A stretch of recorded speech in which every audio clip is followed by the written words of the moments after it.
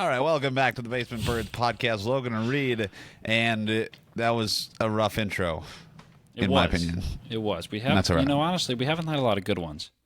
But, no, we're really. You were just talking about the home run derby. We got to be swinging for the fences on these intros because we sure do. Yes. I don't know. We need some more energy. I was listening to last week's episode. I felt like I was kind of a stick in the mud. So we're really going to turn up the energy dial to 11 today. Stick in the mud. Because I have, as per usual, I had quite the interesting weekend this past weekend. Of course you because did. I was. Do you ever have a regular weekend? No, not when I hang out with my father. Because that's what it seems like. He gets himself into these brouhahas, and it seems to be an issue every time we do anything together. This has become the thing now. Nothing normal, it's never just a normal experience. There's always something ridiculous that happens. So that sounds about right. This past weekend, we were golfing in a golf outing for a cause that was very near and dear to my heart. It was a cystic fibrosis golf outing, and I have cystic fibrosis. So it was one of the first golf outings where I really had a direct connection to the cause. Most outings that I've played in have been for other people's work. So it's the welding program at some community college, and I'm like, yeah, that's great, but I just like to play golf, kind of thing. The welding outing. Yeah, there you go. That's not inaccurate. That was an actual outing that I played in. Okay. But this one was for cystic fibrosis. It was great. It was down south. It was an hour away. We had to get, it was a shotgun down start south. at 11 o'clock. Well, down south in Illinois here. We were, pretty far south of Chicago. Kankakee, Illinois. Oh, Kankakee, Illinois. Oh, okay. So yeah. that's not exactly that close. Right, it's south of where I'm at. As you, you know where that is as you're googling where that is. I'm just trying to. I want to see where it is in relation to. It's not nearly as south as Champaign. I drove through Kankakee when I was on my when I went down to my internship that I had in college.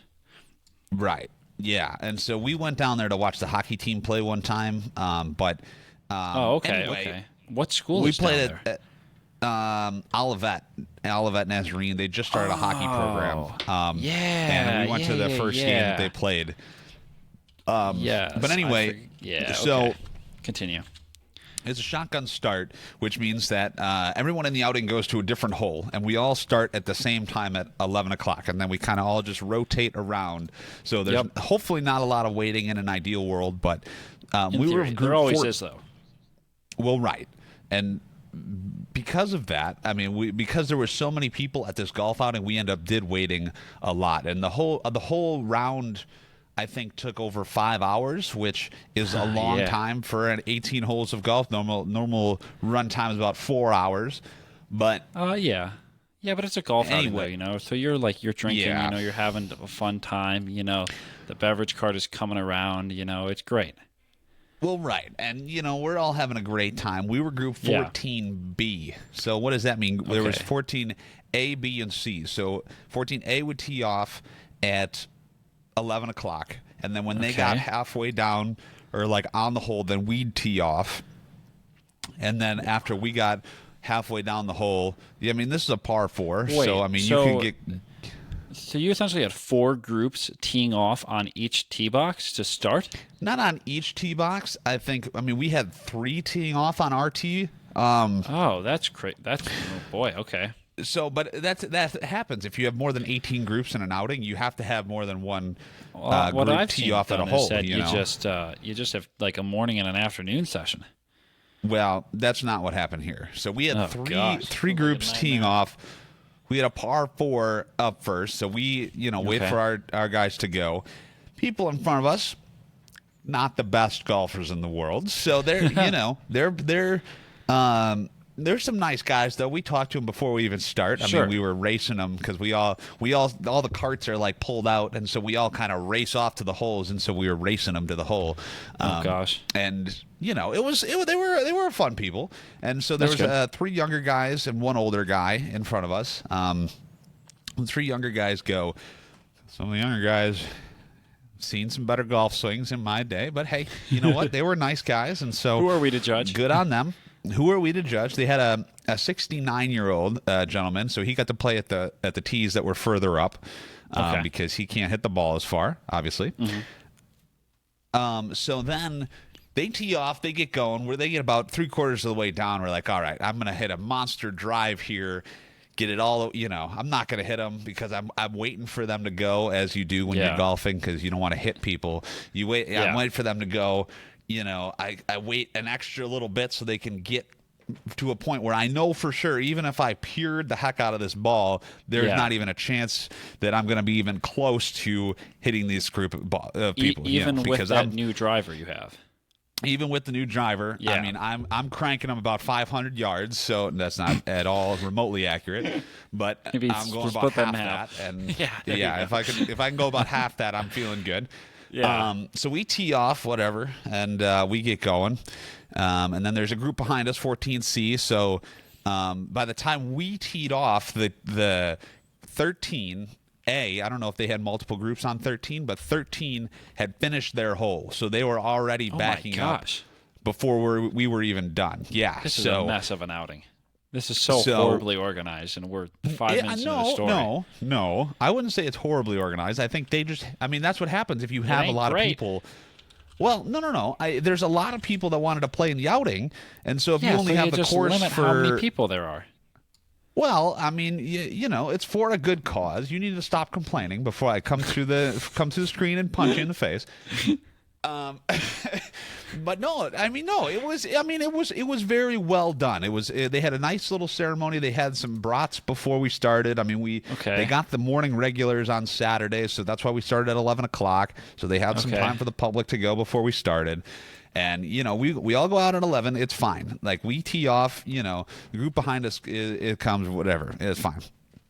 So our first hole was hole 14. That was a par 4. The next hole was a par 3. And on all the par 3s, they had something, like, special, One of them was the hole-in-one prize.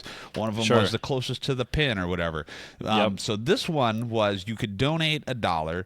And then you got to spin the wheel, and so the wheel might have been you move one tee box closer. It might have been use this set of kids clubs that's here. It might have been take a Jello shot or whatever it was. It was just some silly stuff. No. It was good. It was good. I promise.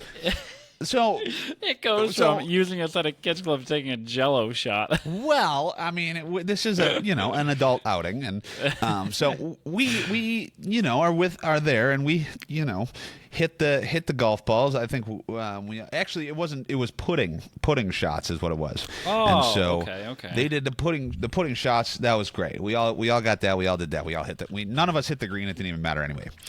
So we go up there. It's like an elevated green. So you got to hit it. It's like you got to hit it. Pretend like it's farther than it actually is because it's a good distance above. So we go up there. We finish. I believe we parred that hole, even though none of us hit the green, and we had a great chip and a putt.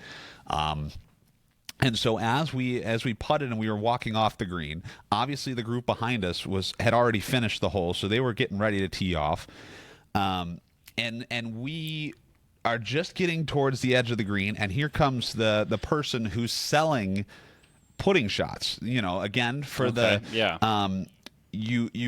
had drinks and that were free, but then if you paid $1 or $3 or whatever it was, it would go towards the cause and towards the Cystic Fibrosis Foundation, and you would get a pudding shot or whatever. And so we're taught this person pulls right up pretty much right by the green. So I mean, she kind of, I don't want to say trapped us on the green, but caught us before we were even off the green. So we were either still on it or just off of it, like on the fringe, right? Okay. So which is the area like about 2-3 feet right next to the green for those of you non-golfers out there. Yes. Yep.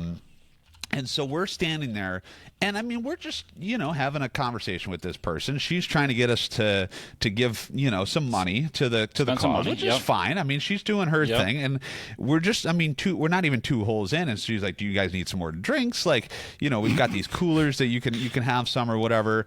And then, you need water. What do you need? You want to buy some pudding shots or whatever. And so we're like, yeah, it's again for the cause. It's a cause very near and dear to my heart. So we got, we did that, and we're, she's passing them out or whatever. And all of a sudden, while we're standing there, someone in the distance on the tee box is yelling 4, not 3 or 5, but they're yelling 4. And so for those non-golfers out there, what it means when someone's yelling 4 is you better duck because that ball's coming right at you, Yeah. And so I immediately go into turtle mode. I just hit the deck. I'm in full turtle mode like this. And my dad and his friend, they're like, here it comes, look out. And they turned and somehow saw this ball in the air, and it flew in between their heads. So they're probably standing maybe 5 feet apart. So it flew within 3 feet of both of their noggins. Yeah. Okay. That was not a great idea for whoever decided to hit that ball. Not a great idea. Did they just hit it really pure? No, it's a par 3. We're not even off the green yet, and they're already teeing off. Again, granted, we're having a conversation with this person, but the people in front of us haven't even finished teeing off yet at the next hole. That's so fair. It's not like we can go anywhere. Yeah. And so we're going to have to get off and wait anyway. So it's not like these people can go any faster. Because again, when a shotgun start, we're all rotating at the same time. So everybody's got to wait. In theory, everybody's moving the same speed. Yeah. So not a great start, but you know what? So if people make mistakes, whatever. You didn't think you were going to hit it that far, whatever. Fine. Yep. You know what? We've all done it. We've all, especially my terrible golfing. I've definitely almost hit some people. Yeah. The first thing you do, you get up. What do? Well, you yell 4. You almost hit some people. It literally lands within 5 feet of them. Yeah. What do you do, Reid, when you almost hit someone? I would apologize. One would apologize. That's what I would do. That's what you would do. Get out of the way. No. Well, we can say these people behind us did not apologize. And so, knowing how my dad confronts people, based on our previous conversations from the Raising Cane's parking lot incident, various other Jimmy John's incident, pretty much any interaction that my dad has with anybody, that was not the move for these yokers to roll up and. So I guess I could continue what actually happened. So we go to tee off, and we start teeing off right at the next hole, and we're all kind of like, that wasn't cool, But again, hey, whatever. Like, that's not cool, but that's fine. If they're gonna come up, apologize, great. Yep. That's not what happened. Oh gosh. That's not what happened. So they come rolling up, and my dad and are kind of like, hey, like, you almost hit us. And they were kind of like, well, you shouldn't have been standing there. And obviously you're joking about actually saying that. Joking and actually saying that are two different things. Okay. Oh, my word. So when their response was, you just shouldn't have been standing there, that obviously was the wrong answer. So now it is like, well, no, because we couldn't have been going anywhere. These people are teeing off. Like, we would have been waiting anyway. And they're like, well, these people are already on the green. You should be teeing off. And by the point they had gotten to the tee box, 3 of the 4 of us had already teed off. Okay. Sure. I just happened to be the one who hits the ball the farthest, so I hadn't teed off yet. Fine. Nothing against. That's just how it worked out. Yeah. We were playing ready golf. Whoever it was, we knew wasn't going to hit the people ahead of us. Yeah. Because that's what you don't do, is hit the people ahead of you. They hit the ball, no problems. So when these people come rolling up, I mean, these are probably some, like, I don't want to say like frat boy culture, but they were probably like 30-year-old entitled Peaked in frat high school? boys who, Yeah. peaked in high school kind of guys, and Yeah, so okay. you know they have a lot of like, you know, cooler than you, like I'm better than golf than you know, Yeah, like all this yeah. baloney. And again, had they rolled up and been like, hey, you know, sorry about that, even though Yeah. you should not be teeing off when we're No. standing right on the green. Yeah. No matter what situation is on any, you know, if you are even going to be remotely close, you should Yeah. not be teeing off. So right there was the mistake. But then to roll up and be aggressive about it and be Jeez. angry at us and not apologize at all Yeah. is not okay. Oh, You know? gosh. Yeah. And so obviously my dad took personal offense to this. And I mean, I know how he is, right? I've been around him long enough to know, okay, this is not going to end well. You know, I don't know what is about to happen. Yeah. But as soon as the 9-irons, you know, the driver head, the head covers coming off, the 9-irons coming out of the bag, I'm leaving. You know, I don't want to know gosh. what's going on back here, and then that didn't Yeah. actually happen. But it was getting kind of heated, and so I was like, you know what? I'm going to diffuse the situation. I had teed off. I'm like, let's just go. We need to just start going. Yeah. Sure. And so we go, and so then for the rest of the day, we had to continually talk about how terrible of people these guys were, you know. Oh my And gosh. like, again, this is a golf outing for charity. Yeah. Like, why do you have to act like it's not a circus? You shouldn't be acting Yeah. like a clown. You know what I mean? Yeah. It's It's ridiculous. not a major. Yeah. Well, Yeah. even so, I mean, we're, you know, and I believe these gosh. people, if I remember correctly, because there was various times where we were close enough to have a conversation. We didn't talk to them. We kind of just ignored their existence for the rest of the day. Sure. But I'm pretty sure that these people came in second place in the golf outing. Like, Okay. you know, it's a scramble mode, so they had the Yeah. second best score. Yeah. So, okay, you know, you're probably better than us at golf. That's fine. Yeah. But again, you don't have to be a jerk about it. You don't have to Yeah, act exactly. like a circus clown. Jeez. And, you know, that's not the attitude to have at a charitable golf outing. You know what I mean? Yeah. So I don't Yeah. know. Have you had Oh, any? gosh. And I feel like, though, golf in general has just like I don't even know what the word is, but like I've noticed it at certain golf courses as well.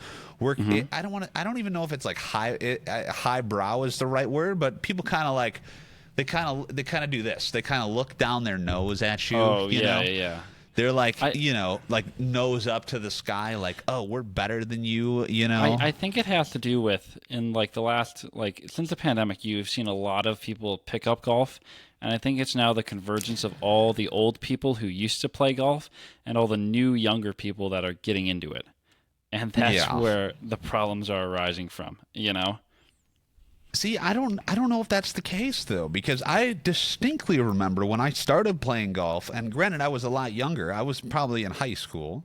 Yeah. I remember having that same interaction like at, you know, the pro shop, or like when I go to check in, like people are kind of like, they almost give you like the vibe of like, why are you even here kind of thing. Yeah. And I don't understand that. Like obviously golf, it probably has the stereotype of, you know, being for, you know, I mean, I hate to even say it, but like for, you know, it costs $2,000 to play a round of golf, you know, for it's like for rich old people. For rich old people, right? Yeah, And yeah. so if you're not a rich old person, it doesn't matter who you are. I feel like Exactly. sometimes you really get that stereotype. And I've noticed as Yeah. I've gotten a little bit older and, you know, can have my own interactions at the golf course, I feel like that has gotten better.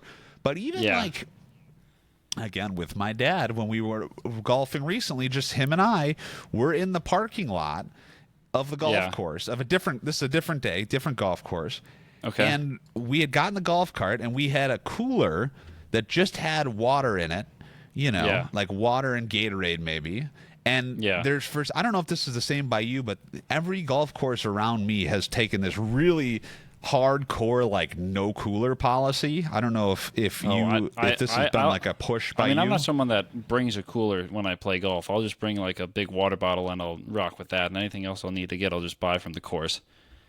Right. Yeah, no, I mean, obviously they're trying to make you buy alcohol and stuff at the course, you know. Yeah. And we weren't trying, I mean, you can't tell us we can't bring in water, but there was an employee who was leaving from this golf course who literally stopped the car, like drove past us, stopped the car, backed up to right where we were loading the golf cart, rolled down the window, and they're like, "What's in that cooler?" Like, really? You know, like, why do you got who cares? Number one, who cares? Okay, I get you work here and you're some like entitled old guy who thinks he's better than everyone at golf and have been golfing for probably longer than I've been alive, but that doesn't give you permission to like act, you know, pretentious and treat me like I'm doing something wrong when I just want to bring in water to the golf course. You know what I mean? Yeah. Like, I've never had anything like that, but like, also, like, I just don't really care if stuff like that happens. Like, I'm not going to get all worked up about something like your dad. Like, I'm just going to let it go and be like, I don't really care, you know, if someone told me about my cooler in the parking lot, you know, like, or if someone didn't apologize for hitting into me. Like, I'm just going to go on my way and play, you know, because I'm not going to let that bog down my whole round. That's kind of dumb to me. As am I. Like, I'm not going to, but it just seems like I've definitely not. Those are just some examples that I've experienced recently that come to mind. But I can. Do you at least have that? Do you ever get that feeling where like the people at the golf course kind of treat you like you're not supposed to be there? You're not one of the people are supposed to be into golf. Ooh, sorry. I think that just kind of comes as a young person at times. You know, like I feel like there's been a lot, like even outside of golf, like we're at this age where you are an adult and you want to feel like an adult, but you still have like some people in some cases treating you like you're a young person. You know, like you're still in high school. You know, when like you aren't. You know, like when you try to do more like adulty things. You know, like whatever that may be, like going to the DMV or something. Like, I don't know, that's a dumb example, but like you just feel like people are trying to like baby you too much, you know, or like or not even like not like baby you, but like just like try to like make it seem like they know more than you. It's like, okay, like thank you, like I get that you're older than me, you know, but like I think I know how to, you know, renew my license plate myself, you know, or stuff like that. Right. Yeah. And I mean, I don't know. I just sometimes I don't want to. I don't know. I mean, I feel I have had very mixed interactions with people at the golf course, but I happen to notice it more there, I feel like. And it seems to be like when I'm with someone who's older than me, like when I'm with my dad at the golf course. And you know, not just being normal, you know, not in one of his little, you know, situations that he gets himself into, but just like in your normal everyday interactions, like, you know, people are kind of like, why are you here? You know, well, how can I help you? You know, I've definitely seen that a couple times, but you know, I don't know, I just kind of go about my business, pay for my tea time, and you know, get out there and not worry about it. But this reminded me, though, that this golf talk, we need to provide listeners with an update for our golf rounds that we talked about that we played last week. Yeah. Okay. I think you played on Sunday. I did. Well, and I played Monday. So you can go first. Well, so we had played last week. We had talked about we were just getting ready to go play some golf, or I was, and there was no rain in the forecast all day. Okay. Looked in the morning, looked right before I left, no rain all day. It's like a magnet. As soon as you get on the golf course, immediate rain.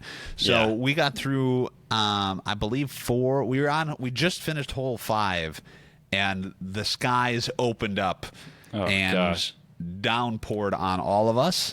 And so we had to call it in and take a rain check. So we only got through 5 holes. Did you get a rain check? Yeah. Okay, okay. So how we got long a did it rain end up check raining for for? not very long. So we probably could have stayed.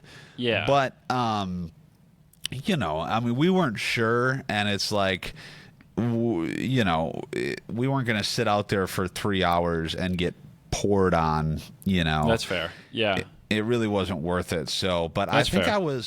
I had a pretty good start. I was like +3, I think, Okay. through 5 holes. So That's not bad for at all. me, that's pretty good. I mean, Yeah. I have been kind of averaging low 90s. So, That's good. you know, if I can stick to a +18, +22 handicap at max, then I mean, Sure. I'm feeling pretty good about myself. Yeah, there you go. How did yours go on Monday? Because that wasn't an outing, was it? No, that was just a regular round. I ended up shooting a 93, which was my new lowest score, which I was very happy about. Save for I had a terrible hole 1 to start. Save for that and a couple other, doubles here and there. I feel like I had a legitimate chance of breaking 90, but we'll need to wait for another day. Yeah, you got to go to a course that's easy. Like I've only done it one. I've shot 88 once, and it was at a course that was really short, and so I think the par was really low, and so I say 88, but I was still like +25 or something. Yeah. Well, this was my first time playing on par 72 course. The one that we get free play at from work is a par 70. So. Okay. So it was a little longer then. Yeah, a little bit longer. There were 2 more par 5s in there. So it Cool. was fun though. It was a good day. It was hot and humid, but it was good. Yeah, as it's been, I think everywhere. Yeah. Have you had a lot of rain lately? I was just telling you before we got on. I was worried that we were going to lose power while I was recording because it's expecting some severe weather tonight in the Chicagoland area. We haven't had a lot of rain. I thought there was some on the forecast for tomorrow. Yeah, there's some in the forecast for tomorrow and Wednesday, but then after that we should be good. Yeah. So. Well, I like the rain. I don't know. I've always liked the rain. I like it like. I don't like rain. Oh man, it was like really. I like sunny size. Yeah, because you can't do anything when it's raining. Well, I like when it rains when I'm sleeping. Then it's like, but there was a lot of lightning last night. It was like, it was like lightning after. It was like. Oh, okay. Like that. It was like continual, like strobe light outside. So. Oh, geez, that's wild. Yeah. But we're running out of time here already. Holy cow. So yeah. I do have odd news, though, that I want to share with you because this one I think is pretty, how you say, relatable for me.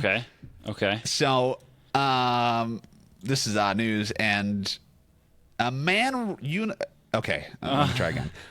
Man unicycles the length of Ireland in 5 days, 5 hours, and 23 minutes. So first of all, this man's unicycle is amazing. I have a unicycle. I'm an avid unicyclist, I'm going to call myself. Okay. And I shouldn't say avid. I like to ride and ride around the block a couple times a week. And but this guy obviously is taking it to a new level with his 5-day, 5 hour and 23-minute unicycle ride. So he rode the entire length of Ireland. So it's more of an oval. So it was like the longer side of the oval. Sure. And this was his second Guinness World Record. Eamon Keaveney. Eamon Keaveney. That is quite the name. Told Guinness World Records the title for fastest crossing of Ireland by unicycle appealed to him because it seemed like the perfect mix of daunting and ridiculous, which is quite possibly the greatest 2 adjectives to describe a world record that I think I've ever seen in my entire life. But yeah. So he previously earned the record for the world's longest barefoot journey in 2016, and he followed up by climbing 10 mountains barefoot in 10 days. So this guy has, I think, first of all, some built-in shoes to his soles because that is crazy. My feet are way too sensitive and soft for that. One time I stepped on a rock, and I will never go barefoot again. It's ridiculous. Yeah. I have soft feet, but yeah, it's ridiculous. So he provided a quote, though. It was sometimes hard towards the end of the day to force myself up onto the unicycle for those last few miles. He said a swollen ankle towards the end of his trip made each turn of the pedals feel like torture. Oh my gosh. Torture. He was really pushing himself to the limits on that unicycle. Yeah, that's extreme. I don't think I'm that extreme with my unicycling, but I do enjoy a good round the block Oh my gosh. unicycle trip once in a while. So That's maybe great. maybe that'll be one of the attempted records. Because one of these days we're going to have to try and break a record on the live That's on true. the podcast because of Yeah. all the records that we talk about. So That is true. we gotta should do think of world's something. longest podcast. We should see how long that is, and we can break that. Oh, We can go Lord, that could be 24. a We don't lot. necessarily have to be on at the same time. We can get some guest hosts. That's true. Go with the world's longest true. episode. Yeah, there you go. So Well, mine All right. is not mine is not record related, but it does bring us to the great state that I live in once again, because there's always odd news from Pennsylvania for some reason. yeah, This takes us out to y'all York are County, weird so down there. the eastern side of the state. There was a Longhorn steer that escaped a trailer on the highway. Yeah, so supposedly huh? this steer used its horns to unlatch the back of the trailer, and was able to escape. It says that the door swung open, the steer jumped out, rolled around for a bit, got up like nothing happened. And there's this video of this steer, just kind of on the walking highway, down the highway. or what? Yeah. Oh my gosh! It was running. It was on and off the highway. It visited the front door of a local HVAC place. And luckily, the local police department was able to respond to the scene, and they were able to, with the help of numerous people, they say, able to get the steer loaded back into his trailer. Wow. So luckily, the steer has been recaptured by whoever's steer it was, and it's safe now. Wow. Yeah. That and it steers like a cow, right? I don't know. Yeah. It was like a long it's got the horn with the big, horns? yeah. Is Yep. do they call it a steer because if you're riding it, you can kind of use it like motorcycle handlebars to like steer which way it's going? There you go. Well, I think I don't know a if that's steer, accurate or not. I'm not a steerologist. A steer is just a. A steer is a male bovine cattle essentially that is being raised for beef. A bovine. What is bovine? I don't think I've ever heard that word before ever. What does bovine mean? It's the a bovidae comprises the biological family of hoofed animals that includes cattle, yak, bison, buffalo, antelope, sheep, and goats. Oh. Yeah.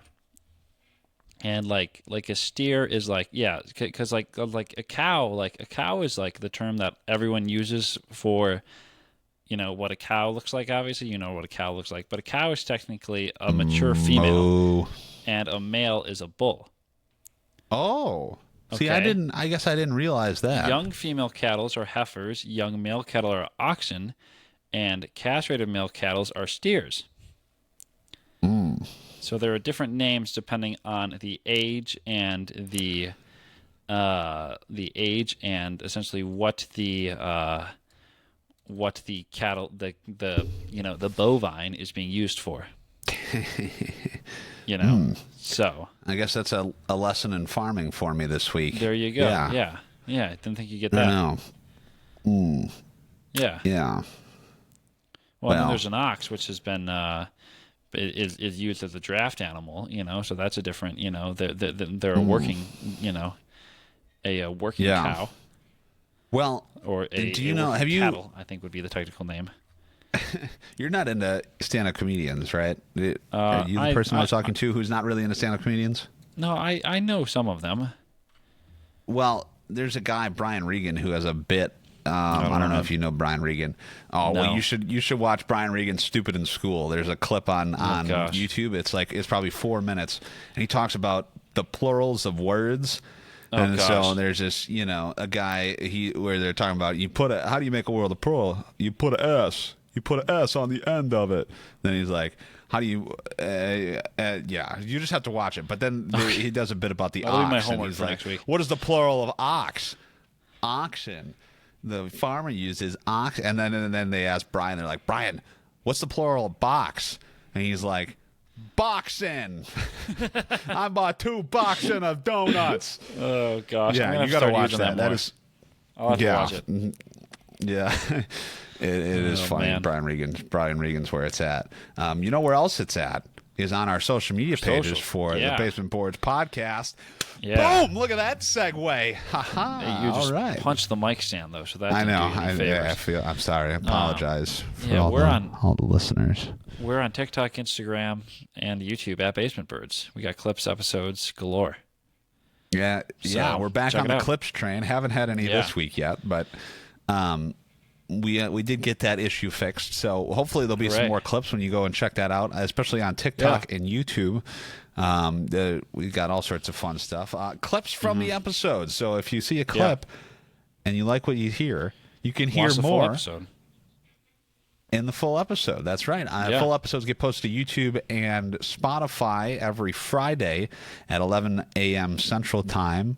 And otherwise, it's been a great week. Looking forward to another great week this week, Reid, right? Yep, absolutely. Middle of summer, middle of baseball season. We're having a great time in 2024. It's already a great year. I love it so much. So, all right. Well, we'll catch you on the next one. See ya.